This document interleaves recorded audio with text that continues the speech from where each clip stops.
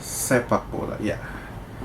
Di video ini setelah kemarin gue nggak bahas match ya, tentang ya grup F dan grup D ya kemarin, dan hari ini gue akan bahas full tentang prediksi untuk 16 besar Euro yang akan berlangsung mulai hari Sabtu besok ya. Ya, match-matchnya kalau gue bilang di atas kertas ya mungkin hanya beberapa ya, cuman kembali lagi ketika lu sudah memasuki babak 16 besar, semua tim pasti mau menang, nggak ada tim yang mau kalah, pasti akan tampil all out. Segala cara akan dihalalkan ya, termasuk kalau misalkan lu mau parkir pesawat, lu bakal parkir pesawat juga di situ kan ya, sehingga tim lu bisa lolos ya, intinya gitulah. Oke, yang pertama kita bahas dulu dari yang paling gak seru, Wales lawan Denmark. Ya sebetulnya ini kalau gue bilang peluang di atas kertas Denmark sedikit lebih unggul. Cuman kalau misalkan kita melihat bagaimana Wales main selama 3 match di babak grup, ya gue bilang ini tim yang ya, kalau misalkan dari Euro masih pakai format 16 tim seperti terakhir tahun 2012, tim kayak Wales ini nggak akan lolos. Kenapa? Karena dari segi permainan jeleknya minta ampun. Golnya aja jarang dari open play, lebih sering dari set piece. Kenapa? Karena dari kualitas pemain dan pelatihnya itu benar-benar jelek banget. Jadi istilahnya ya lebih mengandalkan kualitas individu. Cuman lu bisa lihat kualitas individu yang diandalkan oleh Wales siapa?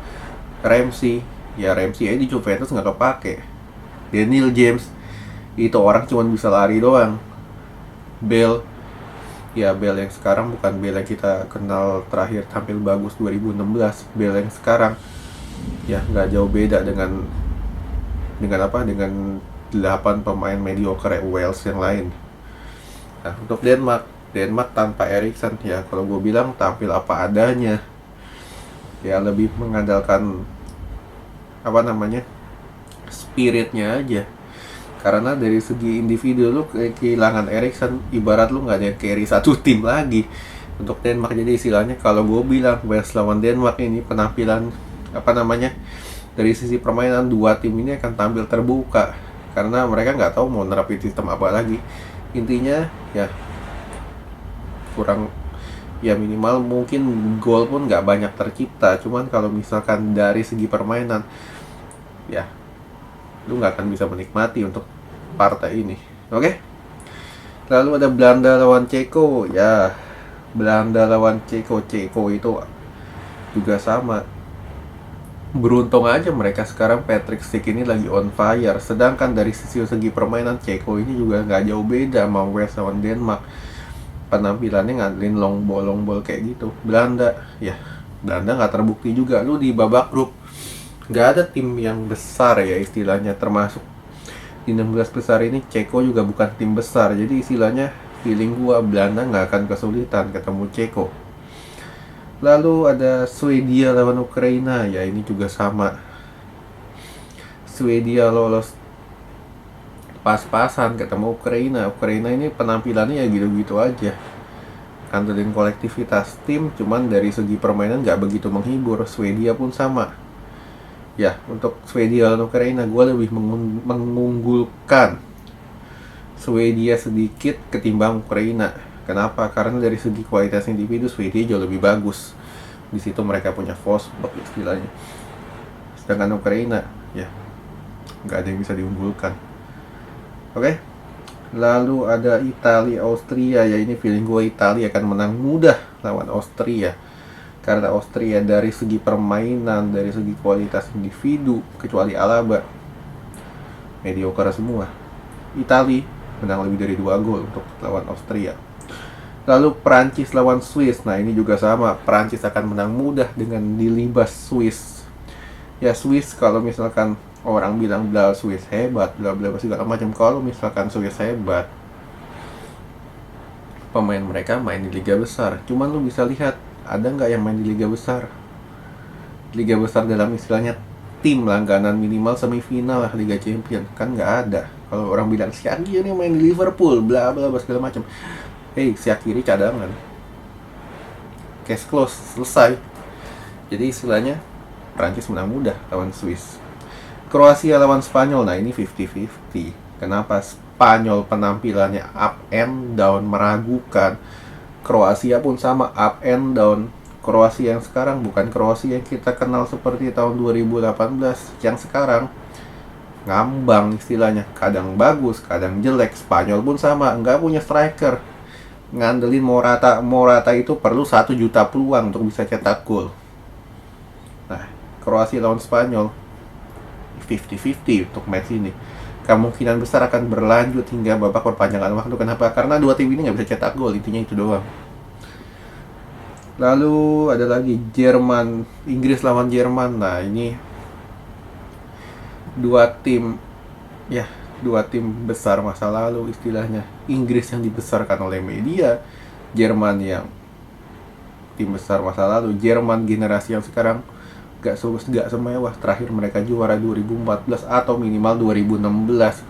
Jerman yang sekarang mereka gak punya goal getter. Inggris terlalu dimewahkan oleh wartawan atau jurnalistik segala macam, karena dari segi permainan Inggris ini jelek banget. Ngandelin long ball, jarak antar ini terlalu jauh, kualitas individu pemain yang biasa aja. Jadi istilahnya kalau misalkan lo compare antara Inggris lawan Jerman, kualitas pemainnya Jerman sedikit lebih bagus dibanding Inggris. Karena Inggris dari segi permainan oke, kita sebut Sterling up and down. Lalu misalkan Foden masih terlalu hijau. Sisanya siapa? Nothing, nggak ada, alias yang benar-benar konsisten. Sedangkan kalau kita lihat di sisi Jerman, yang konsisten ada 2, Kroos dan Gundogan. Kimmich ada 3. Ditambah mereka masih punya Neuer sebagai kiper. Lu bisa bandingin, compare Neuer sama si Hobbit Pickford itu, akan kalah kelas. Feeling gue Jerman akan lolos tipis istilahnya di sini, kecuali Inggris lagi hoki aja, dapat peluang bisa menang ya 1-0 lah istilahnya, kayak match mereka yang udah gitu. Lalu yang terakhir ada juara bertahan Portugal lawan peringkat 1 dunia saat ini Belgia. Belgia pun sama. Belgia 2020 Euro ini bukan Belgia yang generasinya 2018 ketika mereka dapat peringkat ketiga. Sekarang isi sayap mereka nggak punya Eden Hazard lagi. Lalu di lini belakang masih ngandelin Vertonghen dan Alderweireld, usia udah 30 plus lah, udah kakek istilahnya. Jadi istilahnya Belgia sekarang ini kedalaman skuadnya nggak semewah yang 2018 kemarin. Portugal kalau misalkan kita compare kualitas individu, Portugal jauh lebih bagus. Mereka punya Bruno, mereka punya Jota, mereka punya Bernardo Silva, lalu mereka di bangku cadangan masih Andre Silva kan.